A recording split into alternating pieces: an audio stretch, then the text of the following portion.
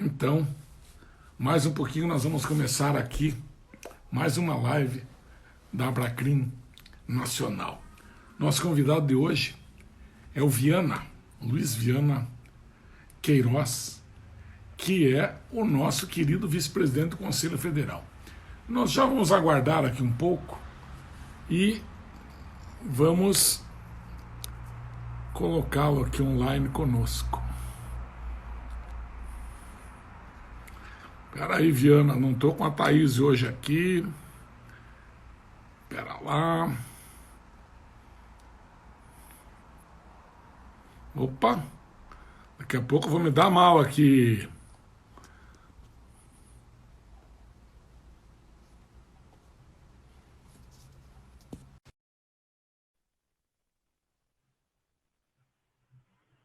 Luiz Viana, se você estiver me ouvindo, você solicita para entrar. Ok? Querido irmão, vamos fazer um teste de som aqui? Claro. Tô lhe ouvindo bem. Tá me ouvindo? Alto e bom som. Querido Viana, Tô lhe ouvindo bem. é um prazer muito grande estar com você. Mais uma vez. Eu vou deixar mais baixo de tão bom que está. Ok? O seu som tá baixo. Baixo. Espera aí. Tá. Espera um pouco. Melhorou? Melhorou um pouco. Você tá me ouvindo bem? Estou te ouvindo bem. O teu telefone está no alto aí? Tá aqui. Olha, Deixa eu ver se eu aumento meu som aqui. eu estou te ouvindo muito bem, Luiziana, querido irmão. Tá. Eu tô no máximo aqui do som. Tá ótimo. Tô vendo você de moletom, tá muito frio aí? Vou fazer hoje aqui em torno de 10 graus pela manhã. Nossa. Agora, espera lá, tem razão. Podemos ficar, estou na sala, está mais tranquilo. Gema, querido, 20 horas, convidamos todos para participar da nossa live aqui. Você vai notar aí que várias pessoas estão entrando, principalmente do Nordeste. Acabou de entrar aqui o Aquiles, né? Rio Grande do Norte. Enfim, pessoal da Bahia em peso. Veja você, a região Nordeste toda vai estar em peso aí, porque eu convidei os amigos da gente de lá, né? Daí, da tua região, maravilhosamente bem. Aqui, eu talvez tire, Viana, o carregador do meu telefone para ver se melhora o som. Melhorou? Não, tá a mesma coisa. Mas eu tô lhe ouvindo bem. Eu, pessoalmente, tô lhe ouvindo bem. Você tá me ouvindo bem? Você manda uma mensagem para o pai, você que me abandonou hoje, Thaís, melhorou? Fala mais alto um pouco. Viana. Alguém colocou aqui que seu áudio tá baixo, viu, Elias? Vê se você consegue aumentar seu som. Só porque eu vou tentar configurar. Melhorou. E agora, melhorou? Melhorou. Melhorou? Achei o microfone melhor. Melhorou. Ok. Achei o microfone melhor. Então melhorou. Espera aí. Tá ótimo. Para mim, melhorou. Tá Acho que ótimo. para todos deve ter melhorado. Que bom. Bom, minha voz tem um timbre alto. E Verdade. possivelmente, né? Vamos em frente. Querido Vamos Viana, lá. veja, você, nosso convidado de hoje, dispensa qualquer tipo de apresentação, né? Quando eu estive na Bahia, estava lembrando aqui, quando eu estive na Bahia, a primeira vez nós estávamos fundando, então, a Abracrim Bahia.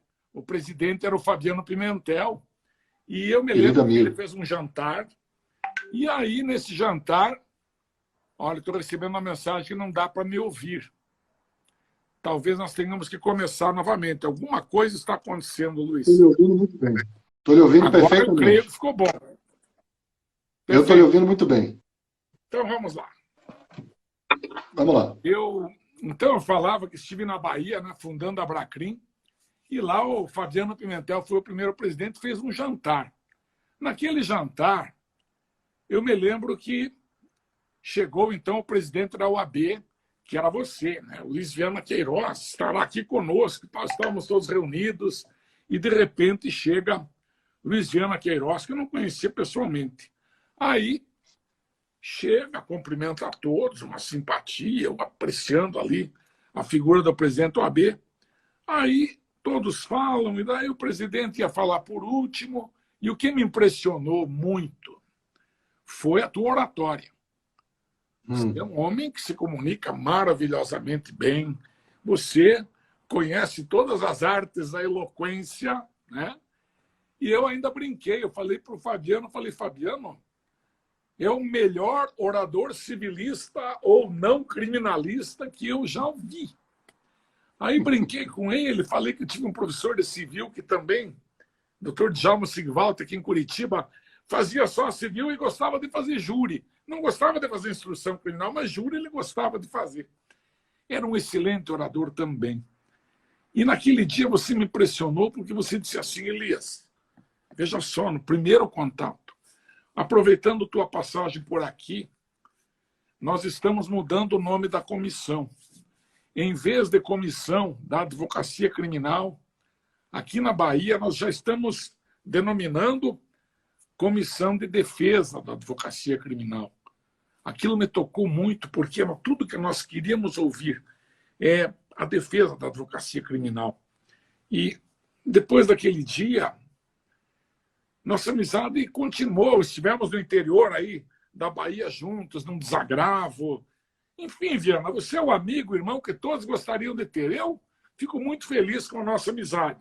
Aí no Conselho Federal, eu acabei também indo substituir lá o Cássio Teles na vice-presidência da Comissão Nacional. Sempre que vou, visito você na tua sala, aperto tua mão, sei da tua agenda. Como também eu sou muito de respeitar a agenda, por exemplo, do presidente Felipe Santa Cruz. Eu até brinco, digo, tomara que ele não pense que eu não quero falar com ele. Não, eu conheço a agenda do presidente no Conselho Federal. E eu acerto com o vice ali, né? Procuro não interferir muito para não atrapalhar. Mas veja, hoje o nosso tema, querido irmão, e sempre à tua disposição, e do Felipe, do Conselho Federal, da Comissão de Defesa Prerrogativa, do Alexandre Guzuco, que é o nosso presidente, operoso, atuante também. E digo a você, defender prerrogativas é sinônimo de defender a cidadania, Viana? Esse é o nosso tema de hoje. Eu acho que é um tema muito importante. Muitos queridos chegando aqui para nos ouvir. Você tem um prestígio muito grande, Elias. Olha só, a nossa presidente do IAB Nacional está aqui com a gente, o vice-presidente lá do Espírito Santo, da OAB do Espírito Santo, está aqui com a gente. Valério Mazzuoli, que daqui a pouco eu quero fazer uma referência ao último trabalho dele sobre a responsabilidade da China nessa pandemia. Olha, o Juliano Maurício acabou de entrar também, eu nem um monte de gente querida. Muito legal, obrigado pela presença de todos, viu? Muito legal. O Breda aí entrando também, enfim. É muito bom saber que a gente conta com a possibilidade de conversar com tantos amigos queridos nessa oportunidade. Outro dia eu fiz uma live com a Lara Sellen, que é do Mato Grosso do Sul, mas mora aí em Curitiba, no Paraná. Ela disse que é a nova televisão. As lives são a nova forma de comunicação, especialmente nesse momento que nós estamos em isolamento físico, né? Por conta da pandemia. Deixa eu começar do começo. Primeiro dizer a você que quando eu conheci o professor Siqueira Castro, eu conheci quando eu entrei na ABCD, Associação Brasileira de Constitucionalistas Democratas, associação fundada por Zé Afonso da Silva, que hoje eu tenho a honra de ser o vice-presidente de Marcelo Figueiredo. Quando eu fiz a minha primeira palestra, que conheci o Siqueira Castro na mesa, e o Siqueira Castro já era o nome nacional, como continua sendo até hoje, para minha surpresa, ele disse: poxa, que coisa, que bom conhecer você falando aqui, Luiz. Você comprova que baiano não nasce, né? Baiano estreia. Então, essa coisa da oratória é uma coisa que, assim, na Bahia, as pessoas têm uma comunicação importante, né? Gostam de se comunicar. E eu sou de uma família de políticos, Elias, que gosta de gente. Então, quem gosta de gente, gosta de conversar, gosta de abraçar, gosta de falar das coisas importantes da vida e traçar projetos junto com as pessoas. Então, eu acho que eu aprendi isso dentro de casa. Aprendi com minha mãe, que é professora, Lia Viana Queiroz, que estava, graças a Deus, firme e forte lá em Salvador, no isolamento social. E aprendi com ela que é bom falar com as pessoas, sabe? E especialmente quando a gente consegue falar de coração para coração. Sabe que a razão é muito importante, mas a razão, às vezes, se torna uma razão instrumental, né, que dificulta a comunicação. Então, toda vez que eu posso, eu falo com o coração. Eu acho que isso me aproxima das pessoas. Deve ter sido isso que me aproximou de você da primeira vez que eu vi. E continuamos nessa amizade pessoal e institucional tão importante. Então, começar dizendo isso e agradecer por me convidar aqui para mais essa live de sucesso aqui na Abracrim. Somos irmãos. Por outro lado, assim, uma das coisas que eu acho muito importante nessa linha de conversar com as pessoas é aprender quais são as dificuldades que as pessoas têm. Porque se a gente se coloca numa perspectiva de que é dono da verdade, a gente acaba diminuindo a importância do que os outros estão sentindo e dos seus verdadeiros problemas. Então, eu tento sempre me colocar numa posição de estar lado a lado as pessoas com seus problemas. Então, eu que não sou advogado criminal, acho que posso estar lado a lado dos criminalistas em algumas das suas pautas, que são pautas comuns de todos que são advogados nesse imenso país, com tantas dificuldades. Eu queria lhe dizer inicialmente que eu concordo plenamente com essa sugestão que você deu de pauta, no sentido de que defender as prerrogativas da advocacia significa defender a cidadania, sobretudo num país com tanta desigualdade social, que nós, advogados, acabamos cumprindo um papel público, né, uma função social da advocacia tão significativa. Não que não seja importante e significativo em outros lugares, mas no nosso país, a advocacia tem realmente um papel tão significativo, tão importante, e por isso mesmo defender os advogados, sejam os advogados criminalistas ou não, defender as nossas prerrogativas acaba sendo, na verdade, garantindo a milhares e milhares de brasileiros e brasileiras que não têm como falar, que não têm como se expressar, que não têm como se defender, senão através dos homens e mulheres como nós que vivemos da advocacia e da defesa do outro. Então, eu concordo plenamente com você nesse início de que a gente precisa cada vez mais defender as nossas prerrogativas como forma de defender a própria cidadania. Meu querido, eu, fazendo uma incursão pela Constituição Federal, artigo 5º, a gente encontra lá, no inciso, que o acusado, preso ou não, tem direito à assistência da família e, grifo, de advogado. Esse "e" faz toda a diferença, porque parece que o legislador constitucional ele nos equipara à família dos acusados, né? Assistência da família e de advogado. Então, me parece ali, nesse momento legislativo ou mandamental, enfim, da Constituição Federal, né? Me parece que ali é muito eloquente. Nós realmente representamos as famílias brasileiras, porque, fazendo aqui uma comparação, se ninguém pode ir à justiça senão por meio de advogado, e é obrigatória a nossa presença, logo representando as famílias brasileiras em casos onde as pessoas têm problema lá civil, com herança, com trabalhista, no criminal como acusados ou como vítimas de crimes que as famílias querem suas indenizações, enfim. A advocacia, então, representa as famílias brasileiras. Representando as famílias brasileiras, meu querido Viana, eu fico pensando assim, se um magistrado não recebe um advogado, ele está batendo a porta da justiça na cara das famílias brasileiras que pagam esses pesados impostos e tem direito, quem paga alguma coisa tem direito de ter uma contrapartida. Essas famílias têm direito à justiça, têm direito a serem atendidas, ouvidas pelas autoridades, né? Então, a própria lei orgânica da magistratura fala que é dever do juiz receber partes e advogados, né, em situações excepcionais.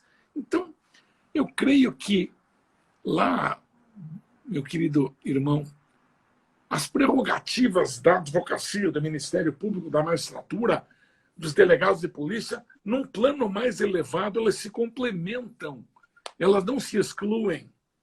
Então, partindo desse princípio, eu creio que, uma ocasião, em São Paulo, foi dito, e me perdoe aqui, foi dito que nós nunca fomos ofendidos em nossas prerrogativas por grandes juízes, grandes membros do Ministério Público, grandes delegados de polícia. Nós sempre fomos ofendidos em nossas prerrogativas por aqueles menos considerados de suas categorias, né? Então, eu penso que a nossa luta em prol da defesa das prerrogativas é uma luta homérica. E falar em homérica, eu tenho a honra de apresentar aqui um outro colega nosso, que você vai lembrar bem dele, muito querido, Homero Mafra, que acaba de entrar aqui na nossa live. E nós temos aqui, que eu pude ver, o Fernando Santos, que é o presidente da Abracrim da Bahia. Nós temos o Antônio Bellarmino, presidente da Abracrim de São Paulo, Aquiles Perazzo, do Rio Grande do Norte, Rita Cortez, do IAB, o Juliano Breda, o Marcelo Figueiredo, o Homero Mafra. E me perdoem, aqui estou, uma letra bem pequenininha. Mas eu volto a compartilhar contigo esse menosprezo pela advocacia que representa as famílias. Não é uma falta de compreensão exata do que é um sistema democrático de direito. O norte-americano, quando diz para a autoridade, eu pago meus impostos, como quem diz, me respeite. O brasileiro, ele paga imposto e não exige respeito. Eu creio que demoraremos um pouco para que a cidadania saiba, né, que ela é credora, ela é destinatária de todo o serviço público. Antes de te passar a palavra, Lucidéia Portal, presidente da Abracrim do Amapá, está conosco. Nossa, que legal. Nós estamos de norte a sul, de leste a oeste. Que coisa legal. Homerinho, meu líder, Homerinho foi coordenador do Colégio de Presidente na gestão passada e um homem extraordinário. Forte abraço, Homerinho. Marcelo Mota, do Ceará, aqui presente também. Que coisa boa. Olha, Rondônia entrando aqui. Poxa, muito, muito legal poder falar com tantas pessoas. Você sabe, Elisa, eu fico pensando aqui, esse período que a gente está vivendo, que é um período especial, né, na nossa história, da história pessoal e história coletiva do mundo. Mas tem umas coisas que a gente tem que ter cuidado. Essa pandemia e esse isolamento social não instituiu uma nova sociedade brasileira, nenhuma nova sociabilidade, sabe? Nesse momento que a gente está vivendo, eu acho que fica mais fácil, não digo nem fácil, mas fica mais evidente as contradições sociais que vive o Brasil. Você veja, por exemplo, nós estamos falando aqui de defesa de prerrogativas. O Conselho Federal da OAB acabou de fazer uma enquete e houve a participação de mais de 50 mil colegas advogados do Brasil inteiro, que a gente queria saber qual é a opinião da advocacia, se nós deveríamos ser a favor ou contra a retomada dos prazos processuais. O CNJ suspendeu até 30 de abril. E a diferença foi muito pequena a favor de que se reabrisse os prazos. E eu conversei com muita gente, muita gente.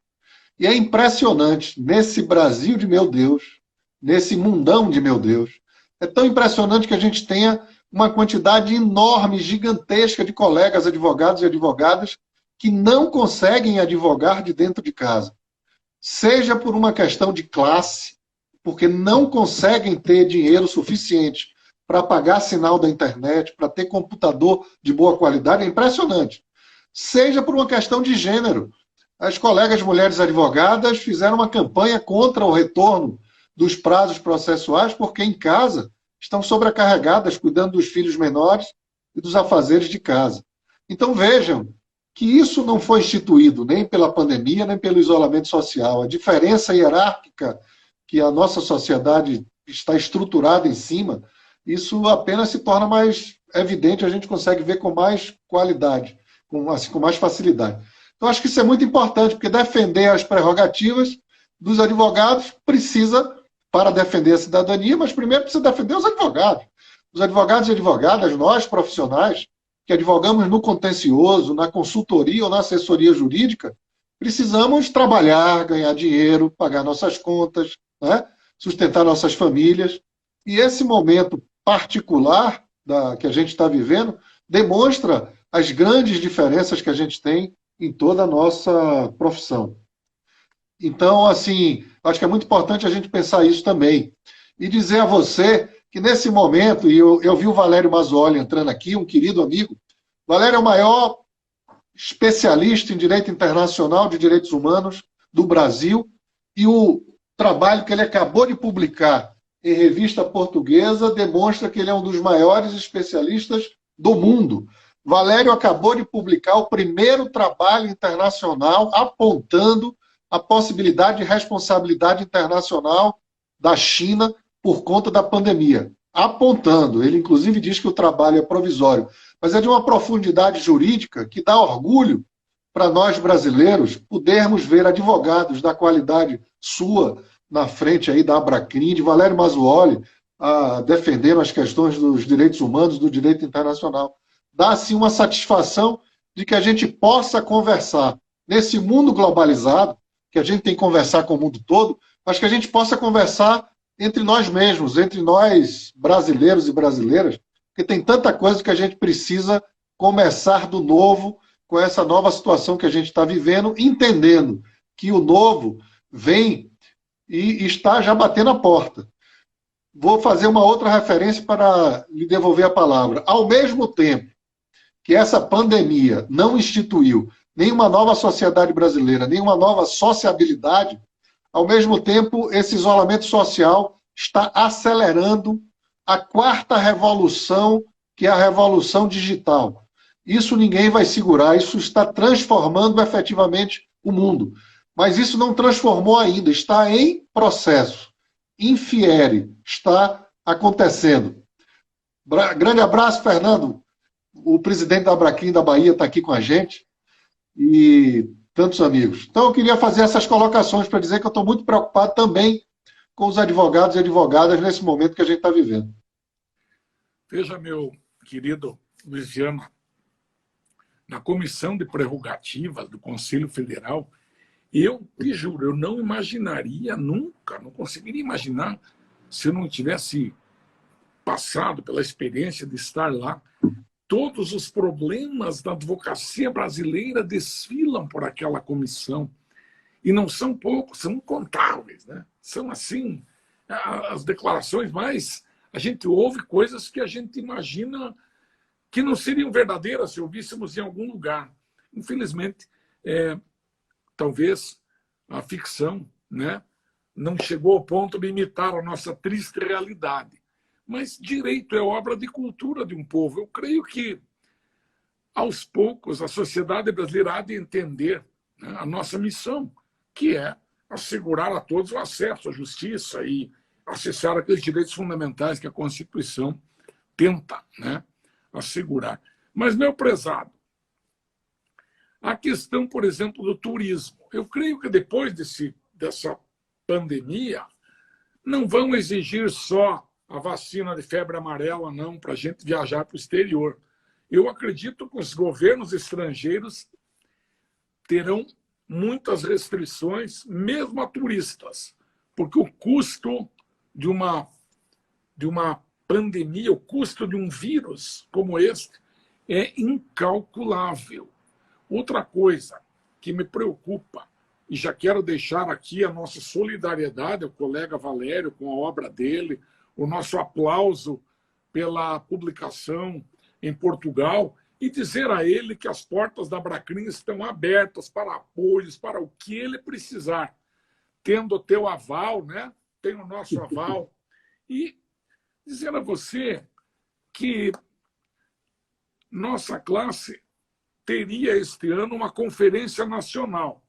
Essa conferência nacional também foi adiada, não é isso?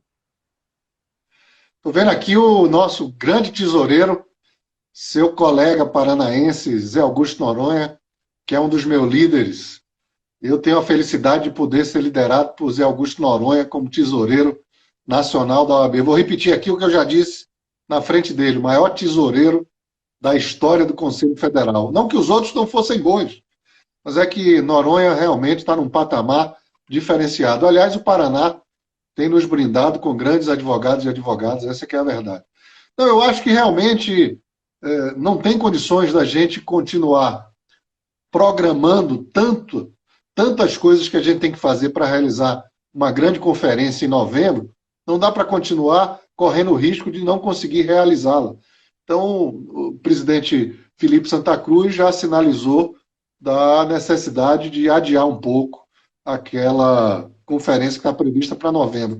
E a gente vai acompanhando à medida que essa crise vai se desenrolando, para a gente ver de que maneira a gente vai fazer, sabe?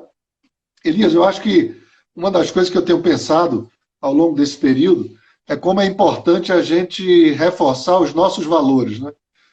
Nós que somos advogados, e eu me coloco sempre com muita humildade diante das coisas, sabe, da vida. E acho que esse é mais um momento para a gente se colocar com humildade diante dos problemas da vida e poder se colocar de forma efetiva, sem fugir dos problemas, enfrentando os problemas do presente e do futuro. A gente tem que pensar esse momento agora que nós estamos em isolamento físico, que estão chamando de isolamento social, que, aliás, é um termo equivocado, porque nós estamos aqui, eu e você, conversando com centenas de colegas do Brasil. Então, nós não estamos em isolamento social. Nós estamos em isolamento físico, precisamos continuar.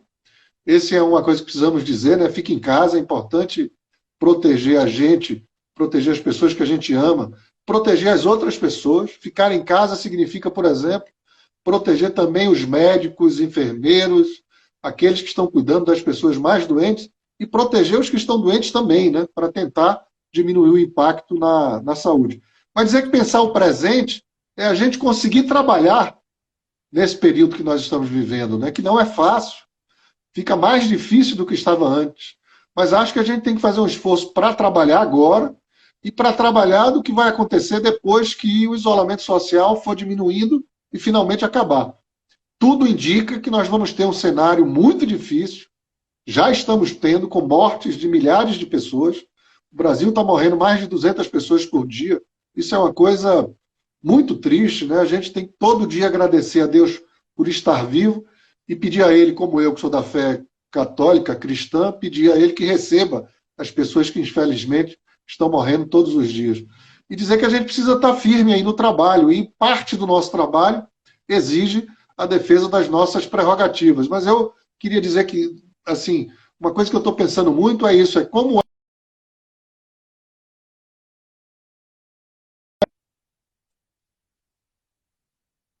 o corpo e a mente sãos, nesse momento tão difícil de crise, tentar se colocar no mercado, conversando com nossos clientes, conversando com nossos colegas. Por exemplo, se eu dar apenas um exemplo, eu tenho falado muito disso. Eu sou da área de processo civil, não sou da área de processo penal, você sabe disso. O processo civil admite negócio processual. Então, os colegas advogados que estão com processos em curso podem fazer negociações não apenas para encerrar o processo, o que é o ideal, encerrar o processo numa transação, mas podem fazer negócios processuais para definir os prazos, para definir a forma como vai acontecer. Ou seja, nós podemos contribuir para a justiça ter uma efetividade melhor para os nossos processos, para os nossos clientes e para nós da advocacia. Então, acho que é muito importante que a gente possa estar sinalizando isso para os colegas que estão convivendo conosco. A gente deve fazer um grande esforço para continuar trabalhando e fazendo o que a gente sabe fazer, que é advogar. Meu querido Luiz Viana, o Noronha colocou ali 1,92, que tem 1,92 m de altura para justificar que ele é grande, mas eu digo ele é grande em todos os sentidos. Todos os sentidos. O Noronha, ele tem um espírito assim, acomodatício, assim, no sentido de absorver tensões, né? Ele é uma pessoa que o Conselho Federal precisava desse conselheiro presidente. Viana, não adianta ter um bom presidente, Felipe, se não tiver um tesoureiro, né, também acho. Aquele do núcleo duro, né? Que não quer gastar, que economiza. O Noronha é um homem que pensa na profissão, pensa na nossa classe, nos orgulhou muito como presidente do OAB Paraná. E aí, quando ele vai passar a presidência aqui para o Cássio, no dia da posse, ele olha para mim e diz assim: eu vou te levar comigo para o Conselho Federal, não sabia nem como, nem porquê. Você vai para a Comissão de Defesa e Prerrogativa no lugar do Cássio. Falei, puxa, mas que peso pesado, né? Cruz, né? Carregar a cruz que o Cássio carregava. Mas, felizmente, nós estamos administrando lá com o Alexandre Guzuco, que preside. Enfim, quero deixar o meu abraço ao Noronha aqui, dizer que nós estamos muito felizes com a tua participação nessa live. Mas outra coisa que nós temos que nos preocupar é o seguinte: quando a gente recua em matéria de prerrogativas, quando o Conselho Federal dá um passo atrás, digamos, é difícil de recuperar este espaço depois. Então, veja só, nós conseguimos aqui no Paraná que o agendamento do advogado para falar com presos não fosse, você só pode visitar se agendar. Era assim que eles queriam. Nós conseguimos, então, que o agendamento se desse no interesse do advogado. Se o advogado agendar, agendou, mas se chegar lá no presídio sem agendamento, consegue conversar assim com seu cliente. Bom, aí vem Sua Excelência o coronavírus, né? E interrompe esse contato. E aqui no Paraná, e quero já exaltar aqui Cássio Teles, o Alexandre Salomão, que é o diretor de prerrogativas aqui, também o Andrei Salmazo, que é da comissão e é presidente da Abracrim também do Paraná, inventaram o parlatório virtual. Então, a gente entra com o preso de um lado da tela, como nós estamos aqui, e o advogado do outro. Claro, eu não digo que é ideal, eu nem aplaudiria isto, mas eu creio que no momento desse de calamidade, a única solução foi esta. Agora, a minha preocupação é, será que nós vamos trocar o presencial pela telepresença quando passar essa questão do corona? Por exemplo, os juízes, desembargadores e ministros não vão querer optar pela telepresença. Nós não estamos abrindo mão, e não podemos abrir, mas eu digo devagar, né? Abrindo mão daquele right to be present, né? O direito de estar presente. Será que nós voltaremos ou jamais recuperaremos aquela questão de nos avistarmos pessoalmente com os magistrados, com os clientes aprisionados, enfim? Como que o meu querido Luiz Viana, que tem uma visão estratégica, você acha que nós vamos perder um pouco de terreno em matéria de prerrogativa? Será uma luta difícil? Como que você vê isso, Viana? Eu acho que vai haver uma transformação qualitativa e quantitativa. Na verdade, nós estamos na borda de uma revolução. E isso significa que vai haver uma transformação, mas nós estamos na borda. Você pega um cara como esses caras internacionais que estão falando do impacto das tecnologias, e eles estão apontando para daqui a 30 anos, daqui a 20 anos, 30 anos, nós teremos outra sociedade completamente diferente. Nós estamos nessa borda. E a tecnologia, inclusive a tecnologia de comunicação, não apenas, mas a tecnologia de comunicação, vai fazer uma grande transformação. E eu estou vendo aqui o Noronha dizer, vai ter um novo judiciário. Nós já estávamos antes. Eu sou advogado há mais de 35 anos. Quando eu comecei a advogar, não tinha computador. Esse computador PC que a gente tem em casa, não tinha. Eu, quando comecei a advogar, tinha linguagem DOS. Só o pessoal mais velho sabe o que é isso. Não existia o Windows. Não existiam os sistemas operacionais que a gente tem hoje. Quando eu comecei a advogar, eu catava letra em máquina Olivetti. Depois a máquina se tornou elétrica, e já era uma grande vantagem. Depois veio o computador, que era uma carroça. Depois, hoje, como a gente está vendo aí, com as vésperas da inteligência digital. Isso vai impactar diretamente o judiciário, já está impactando a advocacia. Uma coisa que a gente precisa fazer, por exemplo, urgente, é um novo censo da advocacia, Elias. Porque nós temos algo em torno de 1 milhão de advogados e advogadas nesse país, quantos efetivamente advogam, entendeu? Quantos conseguem sobreviver com a advocacia. Essa exclusão da maioria dos advogados do mercado da advocacia já acontece, já acontecia antes da pandemia. Mas com as novas tecnologias, isso poderá minorar ou piorar. Depende do que a sociedade, o que nós todos vamos fazer com a tecnologia. Então, eu não tenho a menor dúvida. Por exemplo, quando você diz assim, não é melhor para os nossos clientes presos que a gente possa ter uma conversa individual para que o advogado criminalista ouça no sacrossanto ministério que ele está fazendo ali, na conversa sacrossanta com o seu cliente que está preso. Não é necessário preservar essa privacidade? Eu não tenho a menor dúvida que sim. A questão é que a tecnologia pode ou não ser controlada para permitir que você converse privadamente com o seu cliente ou não. Depende do que a gente vai fazer com a tecnologia. E tudo indica que cada vez vai diminuir mais ainda a privacidade, porque a tecnologia está invadindo tudo. E nós já temos situações em que eram impensáveis há 10 anos atrás, não precisa nem ir para 35 anos atrás. Então, acho que vai ter uma grande transformação da vida social. E o direito é parte da cultura. O direito não está fora da cultura. Nosso direito não nasce para além do que o Brasil é. O Brasil é a sociedade brasileira, né, é uma sociedade extraordinária. Extraordinária em algumas coisas que é melhor do que muitas outras no mundo. E tem outras coisas que conseguem ser pior. Então nós temos as nossas particularidades sociais, a gente vai ter que encontrar caminhos de inclusão da maioria dos advogados e advogadas da nossa sociedade, o que não é fácil.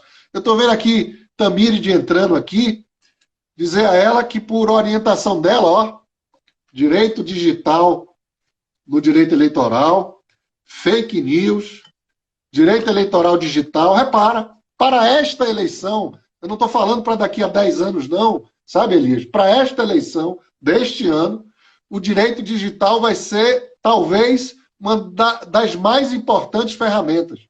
Porque com os fake news, se você não tiver uma rapidez de resposta junto do marqueteiro, os candidatos vão ser destruídos e as suas reputações rapidamente. Então, veja quanta transformação e quanto a gente pode aproveitar essa transformação.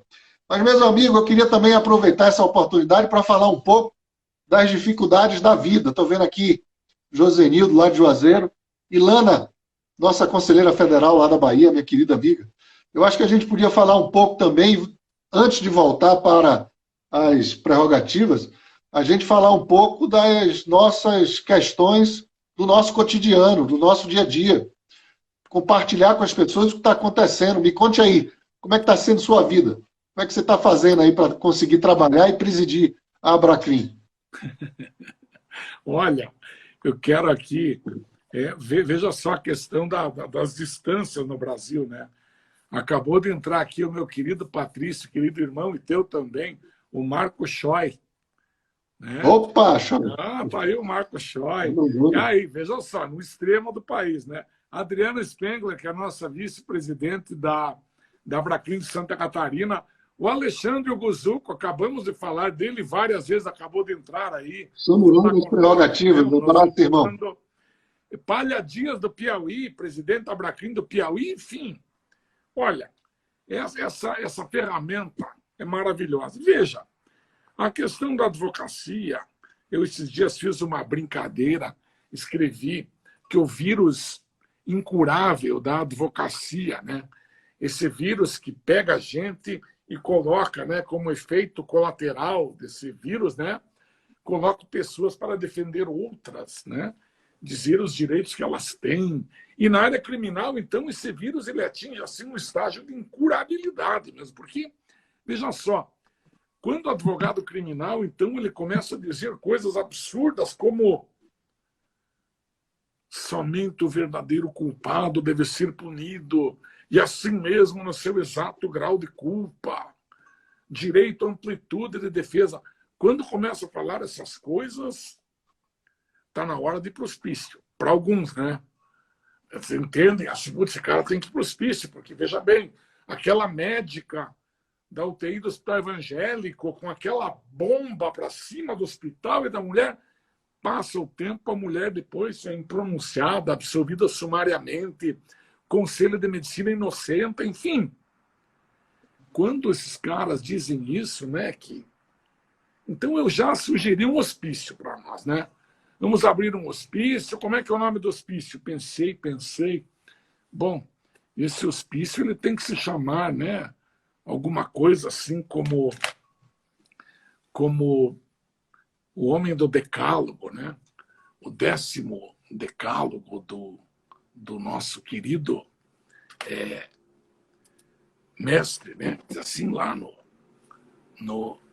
10º, diz assim, puxa vida, você leva a advocacia, né?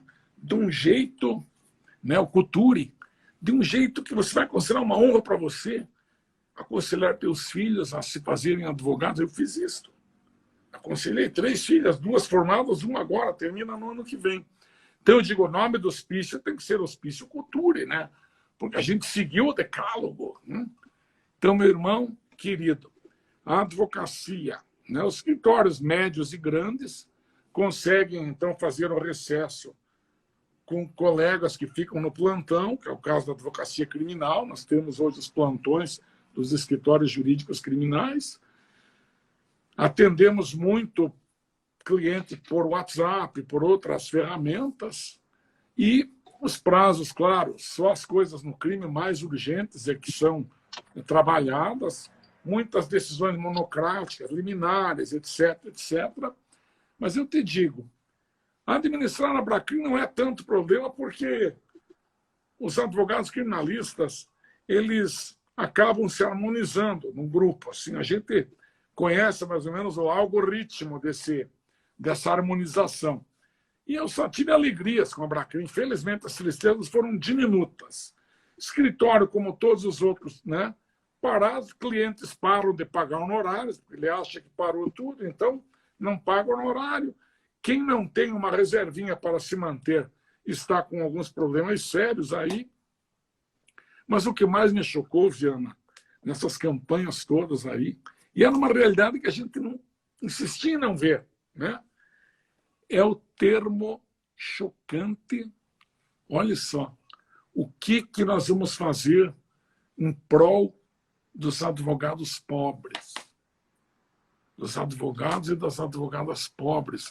Mas será? Existe advogado e advogada pobre? As pessoas por aí devem pensar, mas tem isto? Será que não era hora da gente conscientizar a sociedade brasileira que perdoe o termo, essa desinteria de cursos jurídicos que tem por aí, né? Vai ter que ter mercado para todo mundo? Não tem mercado para todo mundo. E é uma luta, é uma briga, né? Uma briga, como se diz no Sul, uma briga de foice no escuro.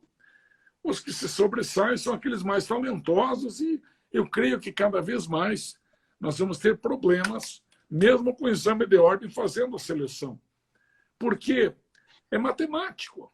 Chega um ponto que satura. Não há como você pensar que não.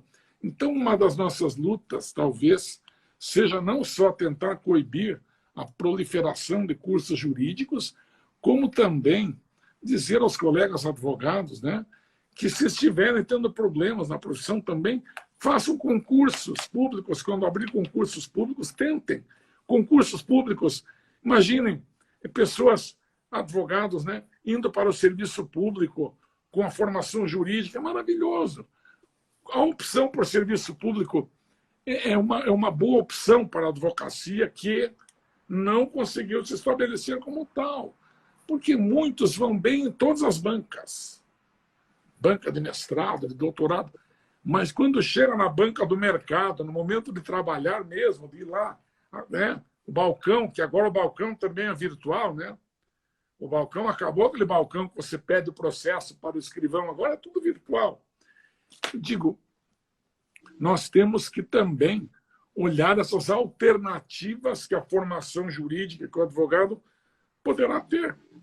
Porque, olha, é uma revolução. Você falou, por exemplo, claro que eu peguei a máquina de escrever, a máquina de escrever elétrica, a IBM com esfera, depois com margarida, depois, enfim, né?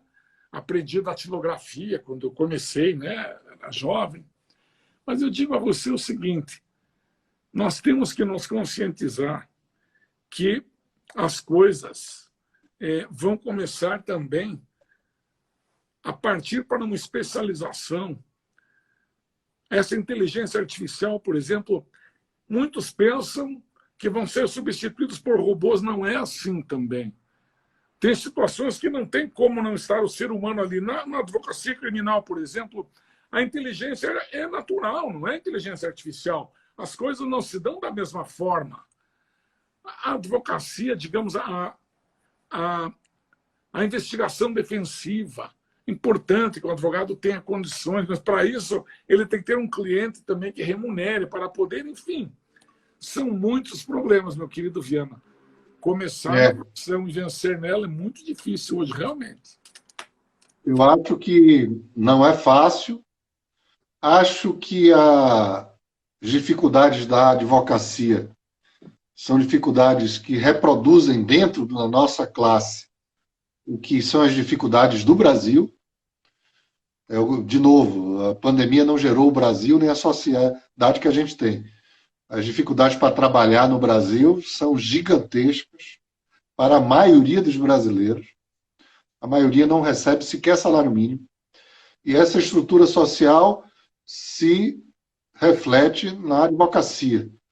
E, assim, eu, como você, acho que a quantidade gigantesca de cursos jurídicos é um equívoco, mas presta atenção, é um equívoco nacional, hein? Esse projeto de ter milhares e milhares e milhares de vagas de cursos jurídicos é um projeto nacional há muitos anos, é um projeto absolutamente equivocado, porque na verdade, um estelionato o que se faz com as famílias que investem tempo, dinheiro, afetividade para formar seus filhos na advocacia e no direito, e a grande maioria não vai encontrar mercado de trabalho. Então, essa é uma questão nacional que merece todo a nossa preocupação. Veja. Vi passar aqui agora, acho que depois que Noronha entrou, a Priscila, eu acho que ela é a tesoureira lá da OAB de Petrópolis. Priscila, um grande abraço. Meu filho mora em Petrópolis, meu filho se formou em medicina, ainda está na linha de frente dos hospitais, atendendo infectados lá em Petrópolis. Nós aqui, muito preocupados com ele, mas a profissão que ele escolheu e ele está feliz fazendo o trabalho dele. Então, um forte abraço para todos os colegas lá de Petrópolis. Mas sabe, Elias, eu quando nasci, eu brinco dizendo que quando eu tomei a primeira palmada, o parteiro ou a parteira pega a gente de cabeça para baixo e dá uma palmada. Né? Eu digo brincando, quando eu tomei a primeira palmada, no lugar de chorar, eu dei risada. Porque eu sou um homem absolutamente otimista. Eu aprendi na minha família a trabalhar muito, construir, correr atrás daquilo que você quer, com muito trabalho. Então, eu trabalho muito, e eu sou otimista. Apesar de todas essas dificuldades, Tamires passou agora aqui dizendo que as redes sociais e a internet é uma bomba de crimes todos os dias. Né? Apesar disso tudo, dessas dificuldades, eu acho que tem lugar para quem quer trabalhar na advocacia, focando, encontrando novos lugares, novos mercados, novas coisas. Vou falar rapidamente, eu não quero ficar nisso, mas só para falar rapidamente, a quantidade de conflitos familiares que o isolamento está gerando muitas questões jurídicas na área de família. O direito do trabalho, a advocacia trabalhista vai retomar forte, porque essa pandemia está apenas aprofundando problemas do trabalho. Nessa área digital, tanta coisa, ou seja, tem muita coisa para a gente fazer. Mas eu não queria perder a oportunidade para falar também das coisas que importam. Você sabe, Elias, nesse período de isolamento social, eu tenho pensado muito naquilo que importa. E li uma vez um livro que me marcou muito. O cara que inventou, quer dizer, que criou a teoria científica sobre as múltiplas inteligências, é um famoso professor de Harvard, Howard Gardner, que escreveu um livro, O Bom, o Belo e o Verdadeiro. No final da década de 90, ele foi perguntado por escolas primárias, eu ainda chamo de primárias, né? Escolas fundamentais da Itália, a Itália que está sofrendo tanto com a pandemia, o que é que elas deviam ensinar às suas crianças. Ele escreveu um livro dizendo que o que precisava escrever era o que importa. O que importa é o bom, o belo e o verdadeiro. Nessa crise toda que a gente está passando no Brasil, a gente tem que reforçar cada vez mais o verdadeiro, a verdade, a importância da ciência, a importância da nossa ciência jurídica, por exemplo. E eu vejo tantas e tantas pessoas das mais diversas profissões, mas fico sobretudo assustado quando eu vejo juízes fazendo isso, fugindo da ciência e decidindo com base no seu achismo. Não pode ser. O direito tem uma estrutura, entendeu, de decisões, de interpretação, da forma de olhar para o ordenamento jurídico e o sistema e extrair a norma aplicável ao caso concreto, e não pode ser pelo que eu acho, pelo que eu acho melhor. Tem que ter uma construção com base em torno do que é justo, mas com uma argumentação que seja lastreada na ciência jurídica e não no que eu acho. Tá? E, por outro lado, o que verdadeiramente importa do bom, não é? A gente discutir o justo nesse campo do que é o que verdadeiramente importa, do que é bom. Como a gente está se aproximando de terminar a nossa live extraordinária, eu aprendendo tanto com você, eu queria, antes de terminar, ter a oportunidade para lhe homenagear, recitando um poema de William Blake sobre o tigre. Eu olho para algumas pessoas na vida, entre as quais você, e vejo um tigre capaz de enfrentar com unhas e dentes as dificuldades da vida. Então, antes de terminar, eu queria ter essa oportunidade de declamar esse poema para você. Poxa, querido irmão, olha, eu vou dizer uma coisa a você. Tem um colega aqui que o título ali está só iniciais, ele falou que ficou desanimado em ouvir eu aconselhar o pessoal a fazer concurso. Não, não é bem isso. Eu quis dizer o seguinte, digamos que você vai abrir um escritório especializado em locação. Locação comercial, locação residencial. Evidentemente que você vai bem, porque sempre vai ter inquilinos e senhorios, né, discutindo questões ligadas a inquilinato, né? Cobrança de condomínio, etc. Cobranças, enfim, de dívidas comuns. Eu creio que a advocacia criminal, eu repito, é um campo que exige uma vocação, uma perseverança muito forte, muito estudo, né? Então, eu falo que você pode abrir um escritório, digamos, de outro ramo do direito.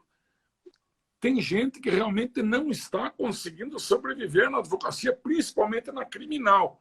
Então, se você entendeu que eu falei concurso, no geral, não. É questão de escolha da área. Tá? Eu creio que, então, fiz esse esclarecimento a você para que você não se sinta desanimado. Vá em frente, a perseverança é a mola de tudo isso. Mas eu digo a você que estamos vivendo momentos difíceis, né? Tem colegas nossos trabalhando em juizado especial, fazendo audiências por um valor que eu nem vou te revelar aqui, porque você vai ficar então desanimado de uma vez. Então nós temos que lutar muito contra o aviltamento dos honorários e uma série de situações que nos levam a lutar. Vamos lutar. Meu querido Viana, dizer a você, nós estamos no final. Eu quero agradecer você. Está batendo um recorde de audiência, ou seja, nossos audientes aqui estão num número maravilhoso. Tá? Vamos fazer outros. Oi? Vamos fazer outros. Perdoe, vai lá. Não, fazer outros. Outras lives. Sim. Dizer a você o seguinte, irmão. Nós vamos continuar com nossas lives, né? Um dos que estará conosco aqui, e quero convidar também o Noronha, já que ele está nos assistindo, o Guzuco já recebeu o convite, estará conosco, a Rita Cortez também estará conosco. Enfim, quero dizer a você que é um momento especial. Estamos em casa, mas estamos ligados aqui pela rede mundial, cada vez mais, com mais facilidade, fazer disso um grande momento para darmos as mãos. Viana. Maravilha. Eu te abraço, eu tenho chamado o Algozuco de samurai das prerrogativas, e eu quero me apelidar de o tigre das prerrogativas. Algumas pessoas, entre as quais você, eu, como disse, vejo assim, olhando para a vida, né, enfrentando a vida como se fosse um tigre. Então, eu quero terminar declamando de William Blake, um dos maiores poetas ingleses do século XIX, um pequeno poema que eu espero algum dia ter a chance de poder traduzir.